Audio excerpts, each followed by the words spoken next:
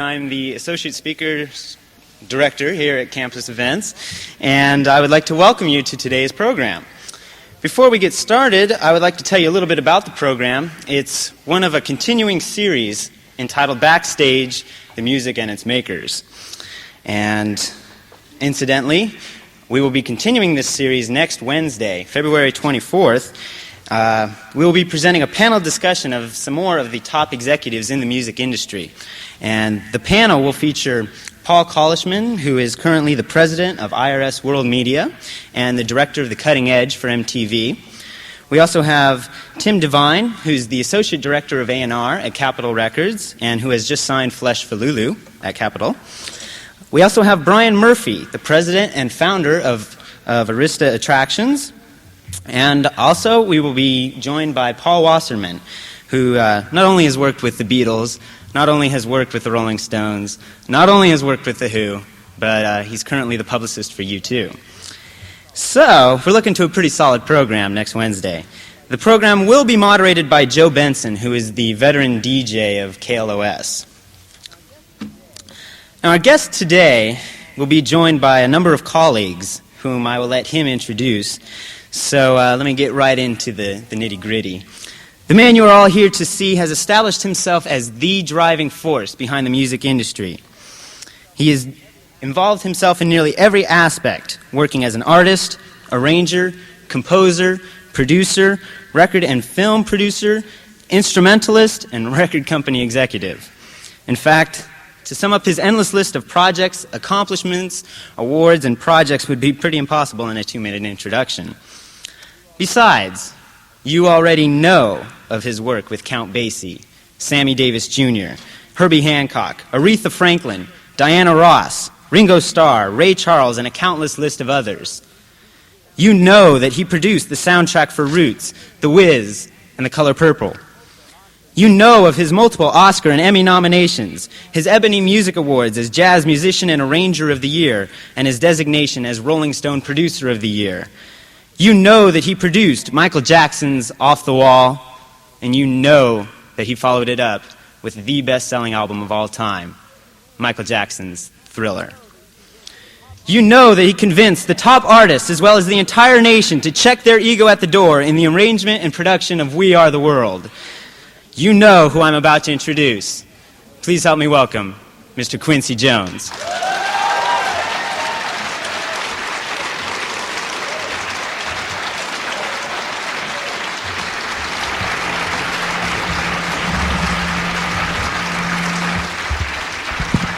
Thank you. Thank you. Good afternoon. How you living? Large? We're very happy to be here this afternoon. This is going to be, I thought that was Jesse Jackson out there for a minute. I am. We I've been looking forward to this. I've found from past experience it does not pay to come in with a real airtight program because I want to find out who you are first and what you want to know about. And another thing is when you mess with a dude that's been in the business for 40 years, you got a big problem because I started in 1948 and we have to establish your frame of reference versus mine because when I came up, we had 78 records. And we've gone all the way from 78 discs to DAT, to DAT now, to CDs and cassettes and everything. We've was personally involved and recorded the first electric bass, which has that and electric guitar has a lot to do with, mostly to do with today's music. The first synthesizer I think the public heard was in a theme I did for Ironside in 1964. So, and the people that are in today's business in film and music, I saw all come out of the gate, you know, right from Jump Street, from Barbra Streisand to Ray Charles. We were kids together, Marlon Brando in 1951. I mean, just everybody, Michael Jackson and Stevie Wonder, all as babies. And so I feel like one of the grand old men in the business, and I want to, in any way possible, to share that experience, but it's very difficult for me to structure that until you tell me what you would like to know. We're going to have some other people out here with us today that I'm happy that are joining me, and I'd like you to welcome them out. They'll tell you what their title means and what the job description after I give you this title. The first one is a little dude I've known since he was about 11 years old. He's a very talented music man. He found some of the initial songs. He found Christopher Cross, #1, at Warner Brothers. He found the first song for Like a Virgin for Madonna. I think Papa Don't Preach, and he's got incredible ear. He's got incredible working knowledge of the record business. His father is the chairman of Warner Brothers Records, and as of yesterday, we got the good news that he's been appointed Senior Vice President of A&R. I'd like you to welcome Michael Austin.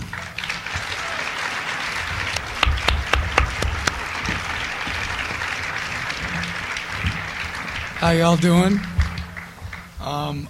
I'm still trying to figure out what my title means, but Artist and Repertoire A&R stands for Artist and Repertoire. It's the creative department within the record company. There's a whole realm of responsibilities that come along with that position, ranging from signing new talent to dealing with all of the artists on the roster, from the name artists, whether it be Prince, Madonna, Rod Stewart, or the new artists such as Jane's Addiction, the Jesus and Mary Chain, Depeche Mode, New Order, etc. As Quincy said, I think what makes the most sense here is to find out what you guys want to know about that process, what A&R is all about, what making records all about, and we'll leave it up to you to ask the questions, and we'll try and answer them as best we can. I'd like to, Michael, I'd just like to also mention that Michael is Senior Vice President of A&R at Warner Brothers, and I have a record company called Quest Records. Some of the people on that roster are Patty Austin, James Ingram, Saida Garrett, New Order, etc., the Winans. And our label is a custom label, Quest, that is manufactured and distributed by Warner Brothers Records. And so Michael and Benny Medina, they also run my company too, and the mothership is Warner Brothers. And so that relationship has been very fruitful because of basically a great relationship together. I just wanted to get that in, so let you know that he's moonlighting. Our next speaker here today will be a man that has been with my film company and television company, Griot Entertainment Group, which also is office and headquartered at Warner Brothers Pictures Films. He's a very, very talented producer. He's an independent producer that's been working with us very closely. And some more good news we got yesterday. We just sold a series to NBC featuring Morris Day. I'd like you to meet an attorney and a very talented and inventive and innovative producer, Doug McHenry.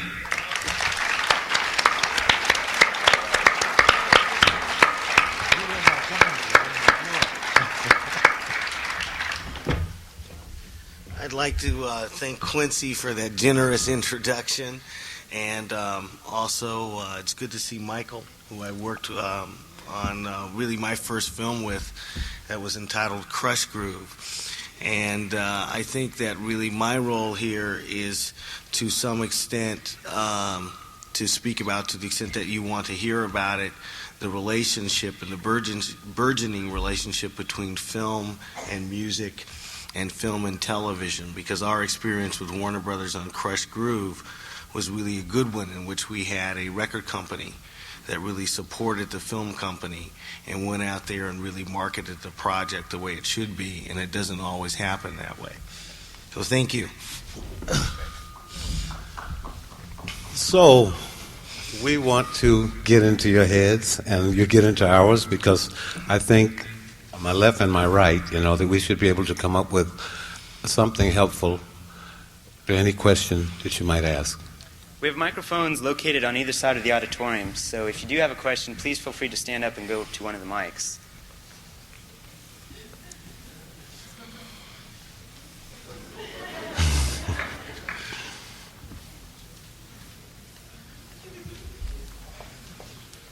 Oh, over there. Okay.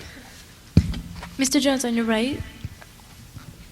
Hi, my question is... Where are you? Right over here. Okay.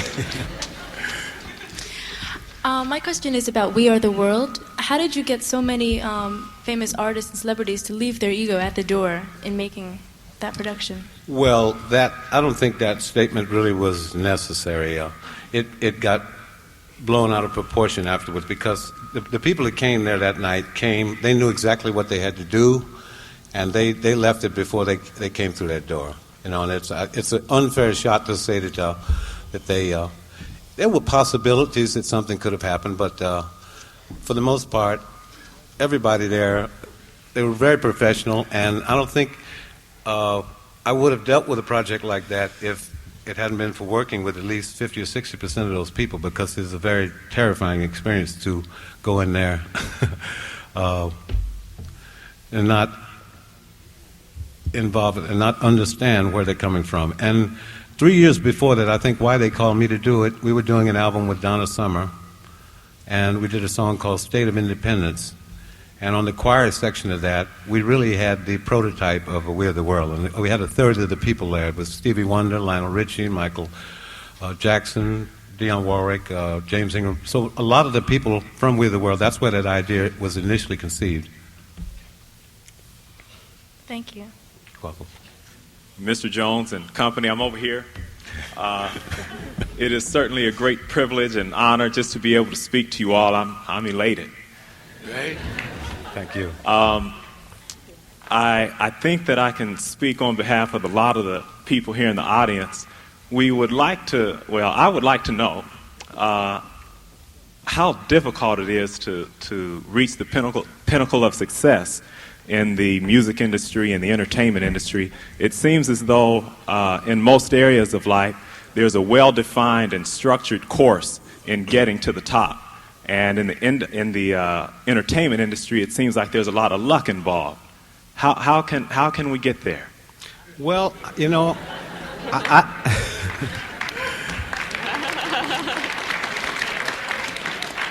it's a good question.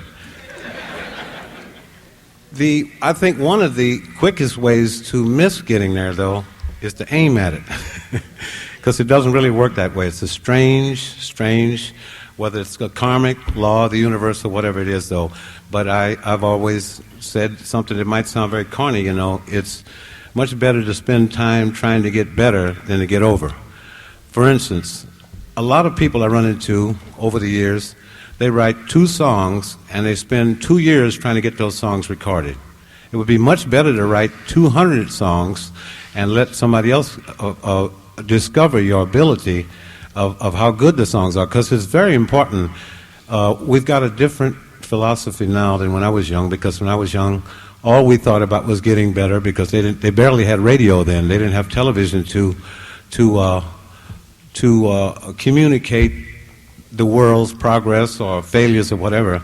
We didn't see stars with limousines and et cetera and television in the back of their cars when we were kids. It was only radio and word of mouth, and our idols were people like Dizzy Gillespie and Charlie Parker and Duke Ellington and Count Basie, et cetera. And we didn't think about the fame and the success and everything else. All we thought, at that time there were only 5 record companies. Anybody that recorded was almost a legend. That's different today. Sure is. So, yes, it is. A legend in your own mind. And so the background was a lot different for us then. We just thought about copying Miles Davis solos and listening to Charlie Parker and listening to Duke Ellington's saxophone section, and we only thought about just becoming a good musician or a good singer or whatever it was. And that's a very important part of your life, is to just get good first. Because, man, if you get real good, I promise you the rest is going to come easy. Another thing, not easy, but it will be on the way. Okay. Another thing I think that you have to remember, too, is something that is more of an ideology people are more aware of today, and that is what visualization is all about. And it's one basic spiritual truth, you know, is that the laws of thought are the laws of destiny. And anything that you really believe with feeling, it will come into your life. good or bad, but think of the positive side. And it's very important to remember that. You have to see yourself at the end of your goal. And so this is like asking somebody if they want to be happy. You better really be sure you know how to be happy. And what you have to picture yourself in an actual day of happiness from morning till evening. And it's not a very easy task. You know, you have to just picture yourself, what do you really want? And so you have to define that. And once you define that, your subconscious mind, with visualization, will take you there. That's what I believe. Excellent answer. Thank you very much. Thank you. Hello, we're going back over. Hello, Hello. back over here. I have a question for Michael Austin. I was wondering, how do you decide how long to support an act? Meaning, since usually an act doesn't break even till the second or third record, what are the factors that you consider saying, well, we're going to keep on going and supporting them and they will make it, or you say they're not going anywhere, drop them? There are a number of variables, but ultimately it's the belief in the talent. If you feel that you have an artist or a band that ultimately is going to continue to grow and develop, and you believe in that talent and you stick with it. That's one thing about the record company I work for. We have a number of artists on the roster who either break even or even lose money, but we believe so strongly in that talent and that they should be making records that we stick with them regardless. Thank you. Back over here, please. First of all, I'd like to thank you very much for coming today. It's very nice for us to listen to your comments. I'd like to get back to the point Mr. Jones raised on the songs. As producers, one of the hats you wear is a judge of songwriters. And as a songwriter myself, I realize that we have three sets of very powerful ears sitting up there. And I would like to know, beyond the points of writing and keep writing, which I strive to do, is there any minimum requirements for the things that you hear if I were to give you a tape, as far as quality of demo, not suggesting anything, as far as quality of demo or certain things that automatically turn your guys' ears off to certain things, be it, do I need a 24-track demo for you? Or is there certain lyrics that are not commercially viable now? Or is there certain music that is not commercially viable now? Or is it just a good song is a good song? A good song is a good song. And you know what? And it always will be melody. The one thing that has remained constant throughout the 40 years I've been in the business is the melody. I've seen the bottom, the rhythm section. This is, by the way, this is Benny Medina from Warner Brothers. He's worked with Michael Austin and the A&R department at Warner Brothers Records, and he also runs Quest. Right on time. Maybe. But back to the answer. For me, and I'm sure that some of the other people on this panel will feel that it's not necessary for an elaborate demo, because there's the power of a song. I have an unbelievable respect for the song. To me, and I get killed for saying this, but I will choose one good song over 20 great singers, because a great singer can't make a bad song happen, but a great song can make a sad singer really number one. I hear that. And this happens all the time. So the song, the song is the king. It really is. I mean, a song like "What's Love Got to Do with It" could have been number one. Tina did an incredible job. I can't take that from her, but so could Natalie Cole or Valerie Simpson. 25 ladies could have had a number one record with that song. It's a powerful song. And it's back to what we said before. Melody is the king. That's what it's all about. And anytime you really hear a good groove, a lot of people get into a lot of good grooves, and grooves are a dime a dozen, because with drum machines now, anybody can get a groove, Yeah. Michael's chimpanzee Bubbles can turn on a drum machine, Because it's programmed in Japan, you know. I mean, that's a very good point. I mean, with the technology becoming as sophisticated as it is, it's easy to be fooled. I mean, you can get caught up in production and gimmickry, but ultimately, it's the song and the performance that's going to really say something. Thank you very much. You're very inspirational to me as a writer. Thank you. Over here. Yo. Hi. My question is pretty much, is the best way, or is it more desirable to a record company to see a band that is doing a lot of recording and doing a lot of songwriting, or is doing a lot of live dates and maybe has a couple demos? Should the focus be on live or on basically coming up with good songs in a recorded format? Well, I think first of all the good songs clause is mandatory regardless of whether or not it's a live performance or you're going in the studio. That's just the first thing that you should always target yourself at. But in today's musical world, just as Quincy had just pointed out, there seems to be so much electronic musicianship, people who are at home programming and writing songs, that the band itself as a unit, and particularly in black music, seems to be something that is not being developed as much as it should. And I just had a conversation this morning with somebody about it, because in going around and really trying to find bands, it's sort of a double-edged sword there, because if you're a band, it's really hard to make a living, and unless you're doing top 40 stuff at the Hungry Tiger, you know, and that's not really what everybody wants to do. But to answer your question, I think that if you have the networking and the ability to have a place where you can rehearse, you can get together as musicians and write great songs, there's something magical that happens in that, because you get the interaction of everybody's different ideas. You know, your bass player, your drummer, your keyboard player, there's a lot of influences that go into that. If you are lucky enough to have a place where you can work out those rough edges and still get out there and perform that music, you're going to double sell yourself. Great songs and a great performance, you can't really lose that way. All right. Thanks a lot. I guess it's over here. What's happening, Mr. Jones? How you doing? What's up? What's up, cats? Homeboy. Yeah, I forgot your names, but I'm sorry about that.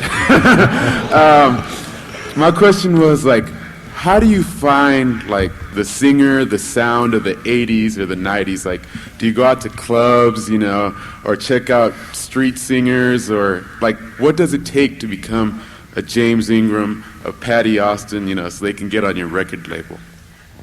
Identification.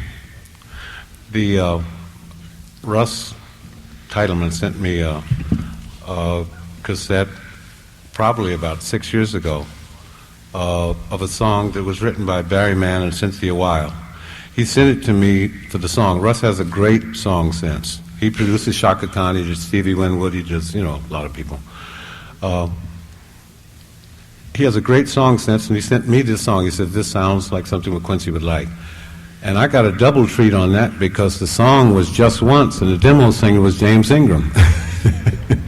So it's about identification. What knocked me out about James, he didn't think he was a singer. He said he was a piano player with the Coasters and Ray Charles. And he said, I can't sing. I said, that's what you think. And he said, I sound like I got whiskey on my voice. I said, that's what I like about it. It's like Ray Charles was like that when he started. It was just a personal identification, because basically, if you notice, and as emotional as we get in this business, we still have to use our brains too. All of the big singers, I mean big singers, 2 bars or 1 bar, when you first hear their sound, you know exactly who it is. And it's not a good comment on a singer if you get through and you say, I wonder who that is, if they sing for 3 minutes or 4 minutes of a song. Because most great singers are instrumentalists. You can hear 1 or 2 bars and you know exactly who it is. And that's what I heard in James, or the potential for that. And sometimes they come to you raw and you have to just keep going. But basically it's about identification. And if you've got a singer with a lot of feeling and identification singing a great song, you know, that's as good as it gets. And I must tell you too that the styles are constantly overlapping. You know, we talk about the music of the 80s and 90s, but man, there's a whole lot of music of the 60s and 50s and 40s in that music, you know. So it'll also be good to go back and define the past. That's what Stevie Wonder's done. He knows everything that happened. That's why he wrote Sir Duke. So what's the best advice you can give someone who, you know, sings in the mirror all day and wants to be a superstar, you know? Well, there's probably about 30 million of those. Yeah. I mean, but what distinguishes one from the other? Seriously, it's the energy, you know, and your conviction. It takes the energy that you believe in yourself to try to, and you have to be, people that write songs or sing, they have to help us a little bit too, and not just indiscriminately send songs in without giving it that acid test. The acid test is put on the Alexander O'Neill record, you know, put on the Morris Day record, put on the Roger Troutman record, or whoever it is, and put them right up against your demo, man, because that's the way it is. I mean, the people are not going to say, this one's been around 10 years and this has only been out last week, because the guy from last week can come and blow that guy who's been out there 20 years away. It happens all the time. And so you have to develop a creative side and a judicial side, and totally separate from each other, but you have to really be hard on your judgment of what your work is about. It's very important. And when you do that, everybody that listens is very aware that you are an aware person that understands what you're dealing with, and that your record has to go right up against Stevie Wonder. I mean, that's the reality of it, and you have to be aware of that too, the first one. Thanks a lot. Back over here. I'd like to know how the film production Crushed Groove got together. That was, I'd really like to relate the answer to that question to the music side. We recognized that there was a phenomenon in music about 3 years ago called hip-hop, and we were actually kind of late in recognizing that. And what we decided to do was that there's certain types of musical subcultures that really have interesting characters, like Brazilian music, for example, and other things. And then there are other musical subcultures that really don't. And so once we identified that subculture and the music, because the music really pervaded the lifestyle, the dress, the language, the way the people spoke, we knew that we very much wanted to do a film on that subject matter. And what was interesting about that project is that we actually went and got the music together first, because we made a commitment not to use actors so much, but the people who actually lived that lifestyle. And an inspiration for us in getting that project done was actually we went to Michael's father and we said, listen, we want to do this music and we want to do this film.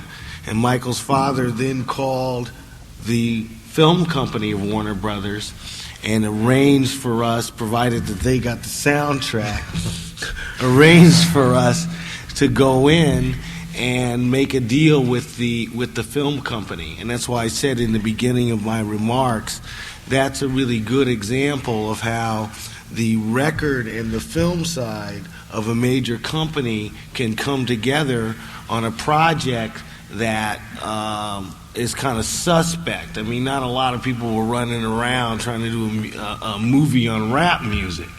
And it was really the strength of those both of those entities coming primarily from the music side that made that project happen.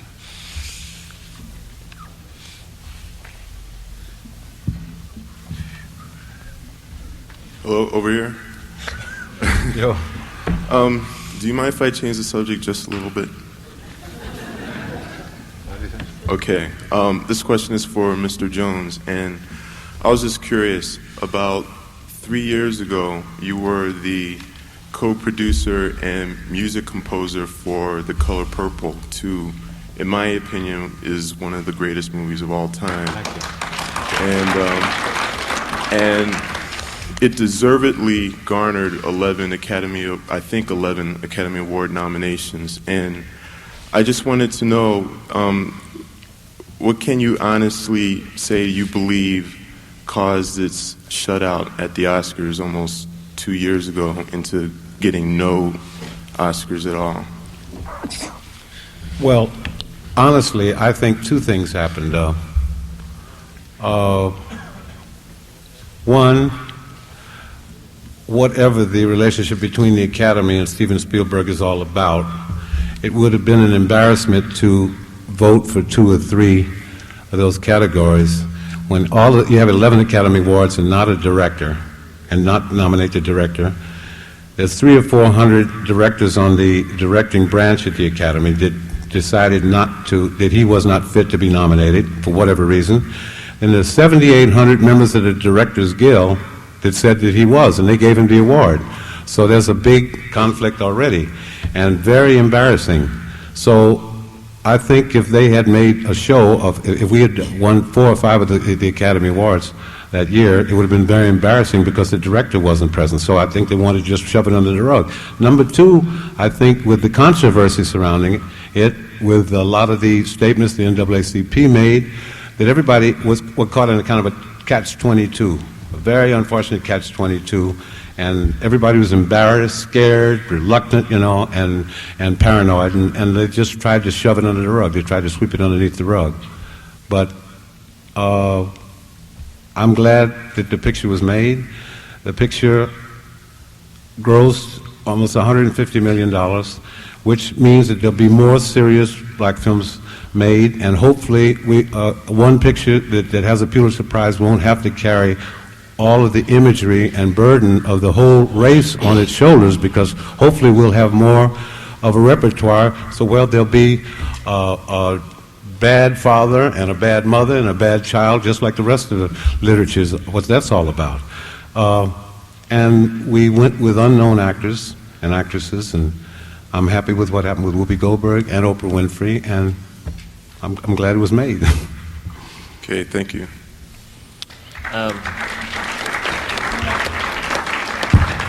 Yeah, I know it's a tennis match going back and forth between the mics and everything. I have 2 questions for you. Whoa. I have 2 questions for you, Mr. Jones. One is exactly, you were producer on Color Purple, exactly as producer, what did you do with relation to the film? And the other question has absolutely nothing to do with the first question. When Bad was released in August, amidst all that hype and everything, MTV went crazy with August 31st, this is when it's going to go out, all that. I was surprised when the first song I heard on the radio was I Thank You. This gentleman remembers the name of the song, and I couldn't. I Just Can't Stop Loving You. I was going, okay, I'm going to hear it, because the DJ's going, and the new song from Michael Jackson's coming right up. And so they,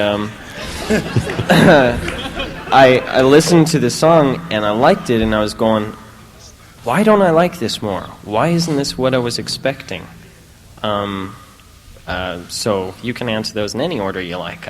I'll answer the last one coming right up. Okay. If it was what you were expecting, that would mean that you had heard it before, wouldn't it?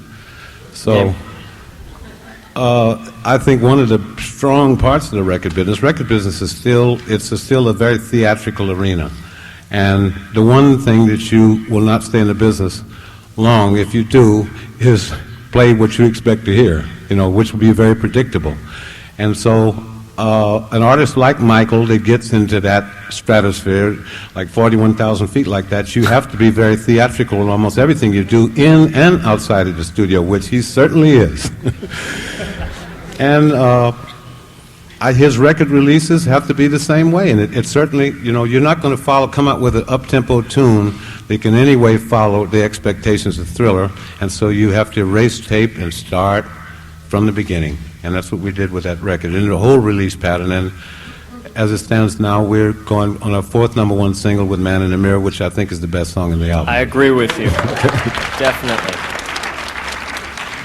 On Color Purple, Peter Guber came to me and said, there's a book I want to talk to you about, and I don't want you to do the score because he knows I wasn't interested in that. I want you to be involved. And at first they talked about maybe writing music to the poems, and I didn't think that was a very good idea. So I said, why don't you just let me have this? He said, I can't get the rights to the book unless you're involved with Alice Walker. I said, okay, just let me have the book and run with it. I'll do the whole thing. And sometimes ignorance is great, because if you don't know what you're doing, you just go with the heart. And he said, well, who do you have in mind for director? And I said, Steven Spielberg. And he laughed. So my job at that time for the next 11 months was to get Steven Spielberg to forget about the other 5 pictures that he was planning to do immediately, and everybody's saying it wouldn't happen, and start to think about a cast and so forth. When he came aboard, naturally, he's the top of his field. He's going to be in charge. And he was generous and let me get involved. And I found Oprah Winfrey in Chicago, and had a lot of things that he would let me contribute to the film, in terms of style and things that were dramatic things that weren't just involved with music. And it's from a spiritually and technically, he lets you get as involved as you can, because a picture that size, has room for everybody to give all they've got. So, I hope that answers it. It is, just out of curiosity, why Spielberg? Why either not A black director? I know there's not as many out there, but that, or B, possibly a director who has films that may suggest more something. I mean, E.T., 1941, Jaws, these films do not say to me, I think I'll have somebody direct a sensitive picture like Color Purple. Well, well, I don't agree with that. I don't think E.T. was an insensitive picture. No. That's not what I'm saying. I'm just saying it's not. Or Close Encounters either. There's definitely no immediate connection between Space Age, Flyboy, Raiders of the Lost Ark action, and Color Purple. Well, I know, but that's because you're dealing with a stereotype, and I don't even like it when it happens to me, when I did In Cold Blood and In the Heat of the Night, and they say Quincy's a great suspense composer, and the next year I did Catcher's Flower and Bob and Carol and Ted and Alice to be a comedy writer that year, and then Westerns after that, so they can't put that label on you. Steven Spielberg is a great filmmaker. And we're putting a film on the screen, you're talking about a filmmaker. And it's a man that's like a creative general that's in charge of a lot of decisions, a lot of people, a lot of talented people, and a film that that has a span of 31 to 33 years is not a film that you go to a second lieutenant with. You have to go to a general. And I think Steven's one of the best generals there is. And I was very aware that there may be sometimes a sacrifice between blackness and filmmakingness. But when you're making a film, you have to go with filmmakingness. Thank you.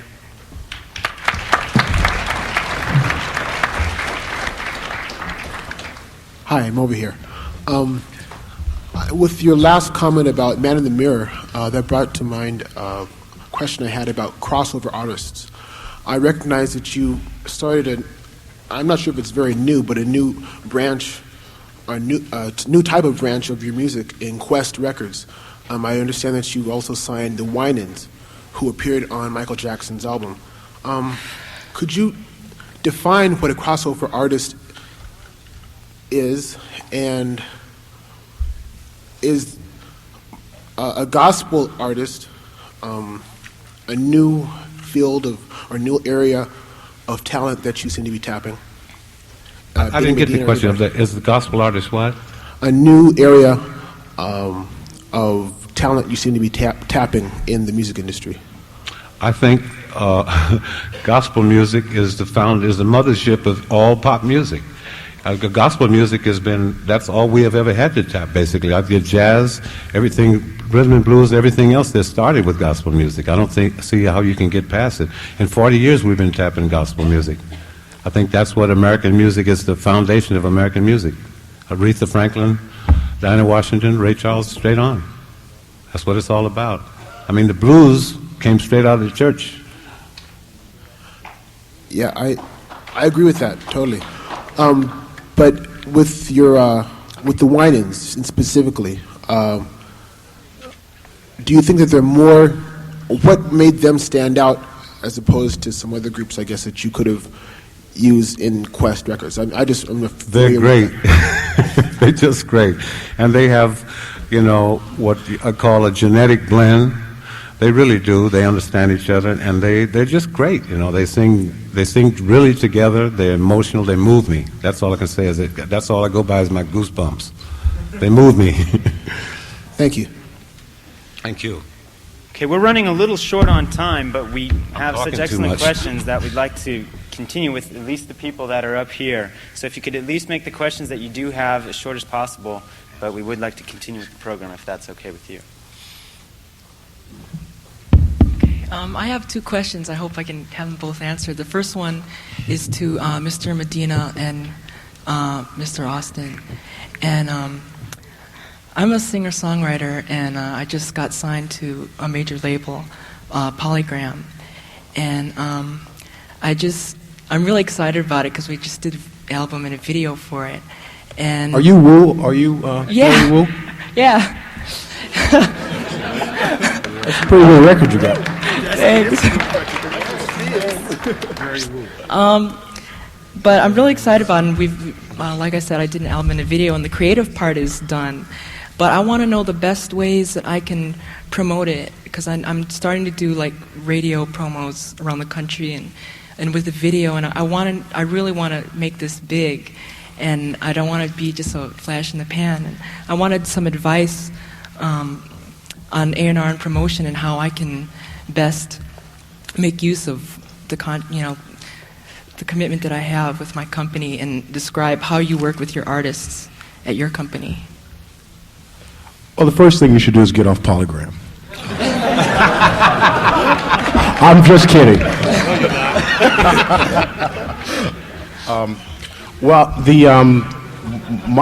Michael and I both really on projects that we're very, very closely involved with, and hopefully you have that sort of A&R person or connection there with the people that you're involved with at Polygram. You should use them because what they really become is sort of a mouthpiece there for the company, and a lot of energy is generated out of that area to all departments of the company.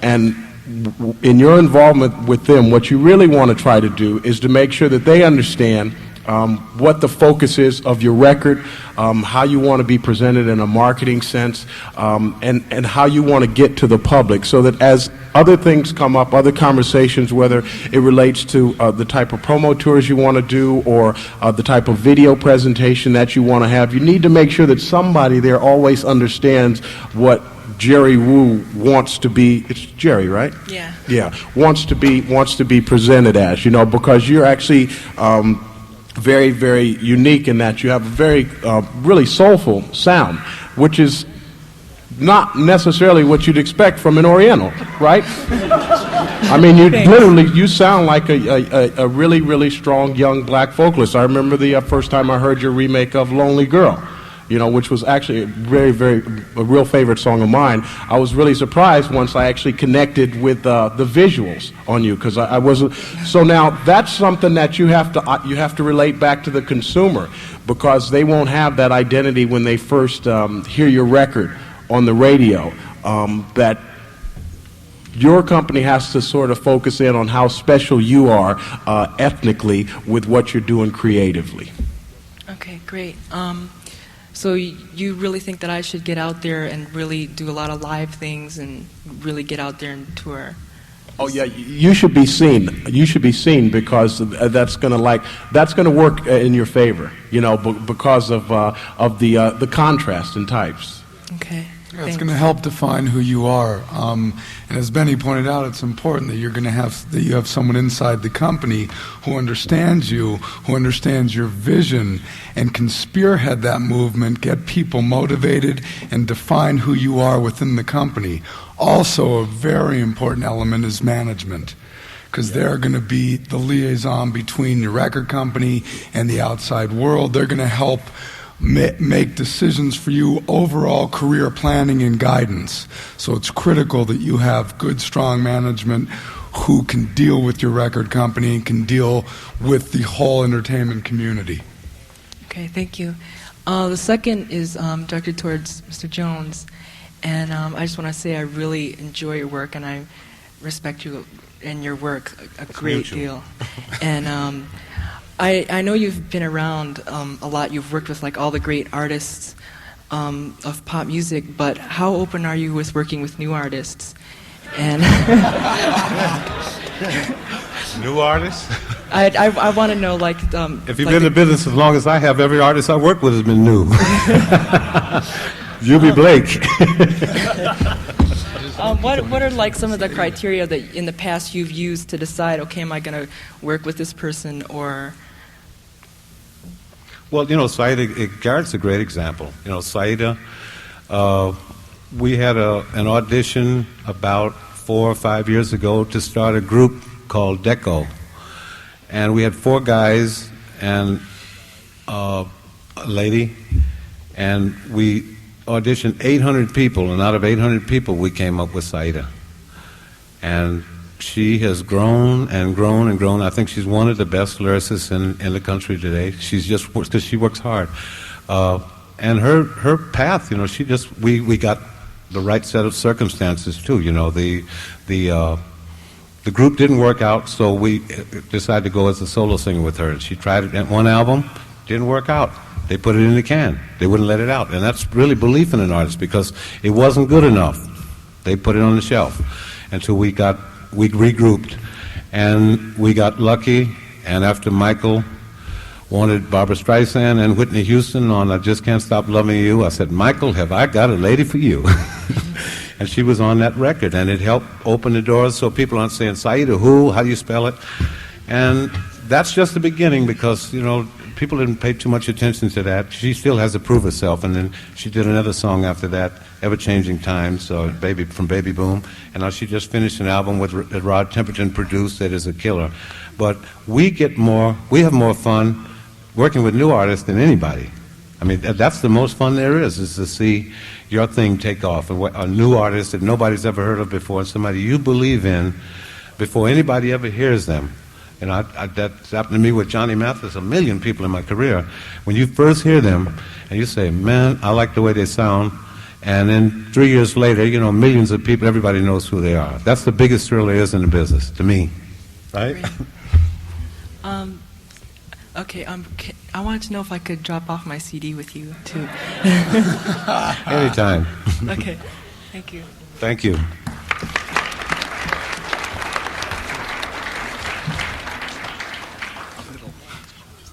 Hello, gentlemen.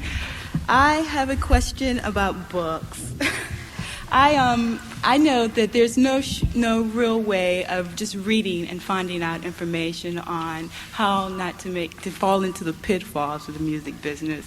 But I read a book called Platinum Rainbow, and it woke me up quite a bit. And I was wondering if there were any other books that you could suggest that would be able to help, so that one wouldn't make those silly mistakes, or those mistakes that I guess maybe everybody makes, if I knew that you wouldn't make those mistakes. There's a, what's the Songwriters Association? Association of Songwriters. What's the one that puts out they have a pamphlet called, a weekly called The Songwriter. Anyway, some of those, you should explore some of these, the periodicals like that, because they have a whole list of books, you know, the business of music. That's what this thing is all about, the creative and the business side. Okay, thank you. Thank you. I want to first say that I think this is such a pleasure to be here today and have an opportunity to hear everybody speak. I believe the organization you're talking about is the National Academy of Songwriters? Yes, I'm sorry. Okay. Yeah, and they put out a monthly magazine. It's really good. At any rate, this is a question directed towards Mr. Bendina, Mr. Austin, and Mr. Jones. I was reading an article today in Keyboard Magazine, actually, Quincy, where David Foster says some very positive things about his career and your influence on him. And in this article, he talks about how in today's marketplace, it costs 3 times as much to produce an album versus in the old days, let's say the early 60s. And that seems a little surprising to me, given the advent of the technology that we've all been talking about in media, et cetera, et cetera. And if anybody could comment on that, I'd appreciate it. Technology costs money. Oh yeah, sure. Hardware costs money.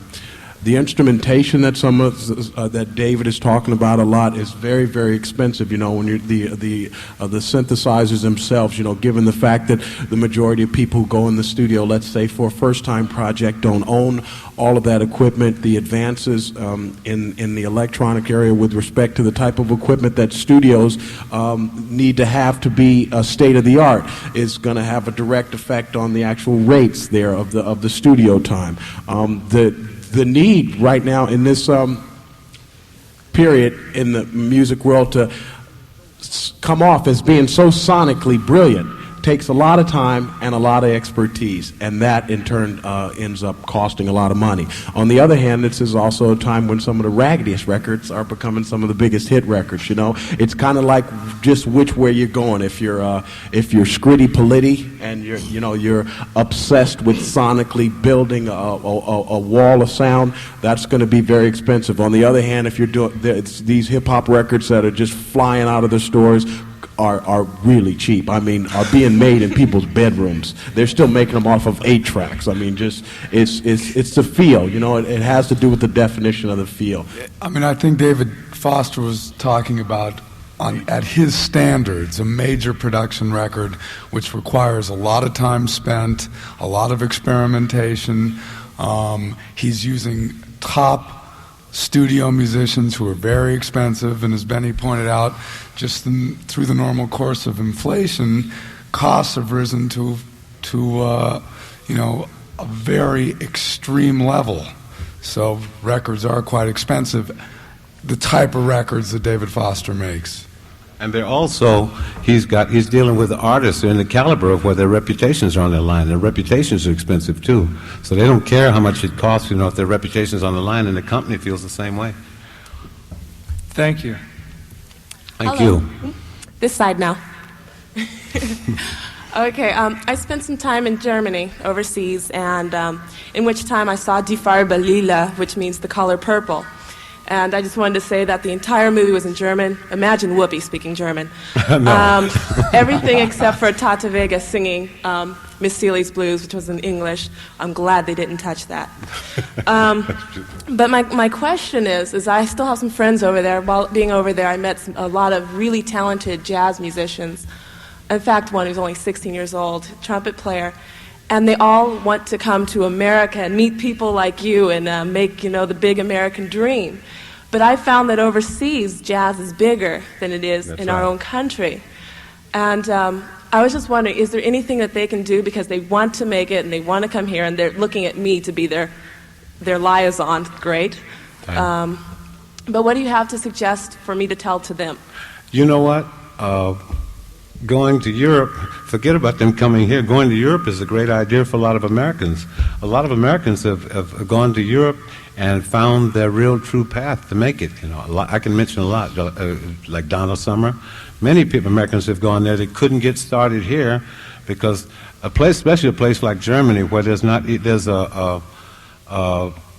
have a radar system over there.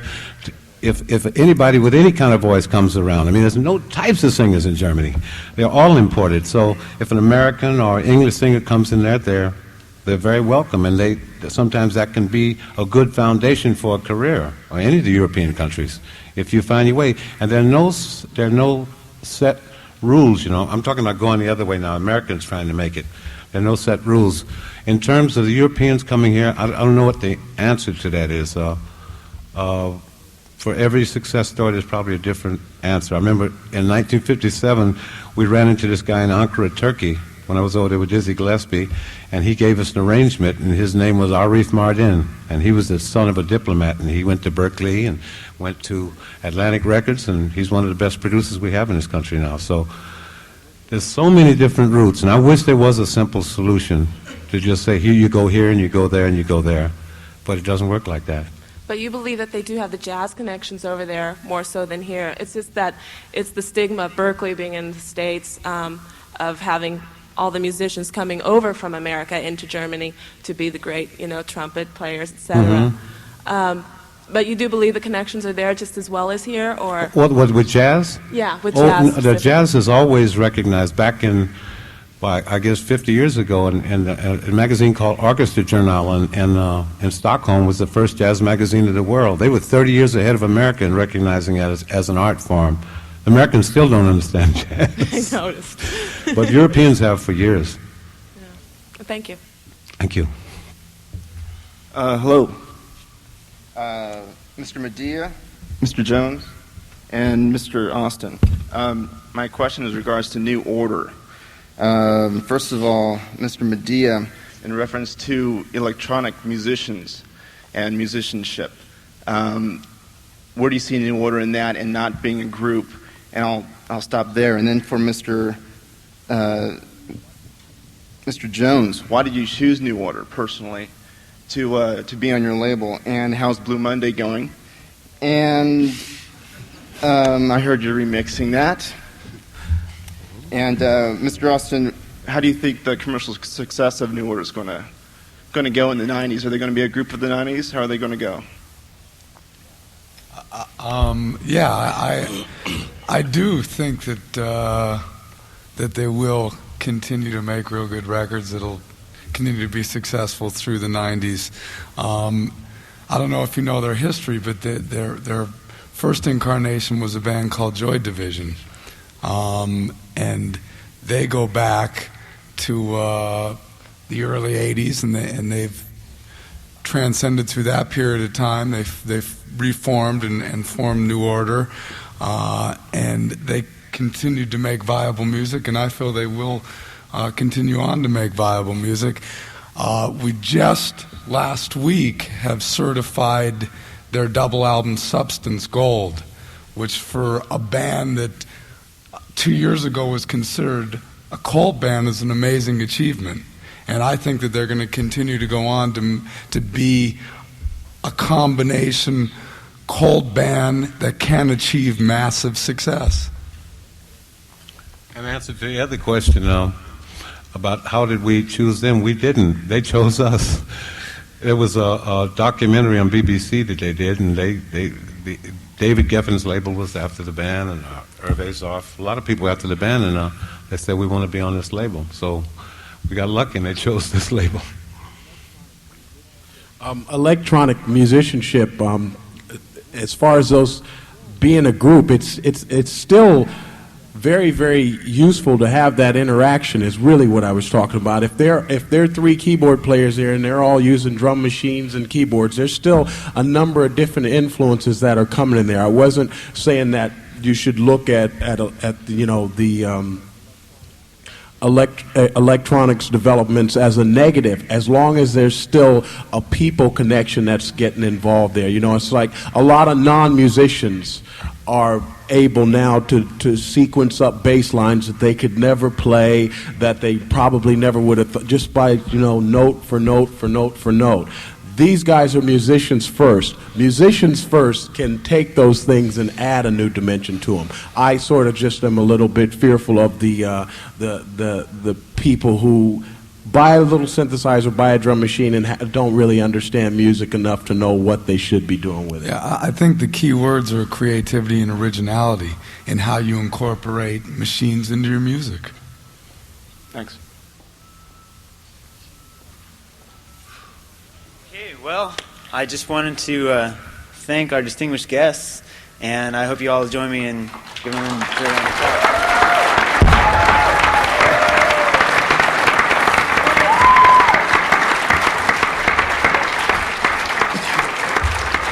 Tom, before they leave, I'd just like to say, people talk about what do you do and everything.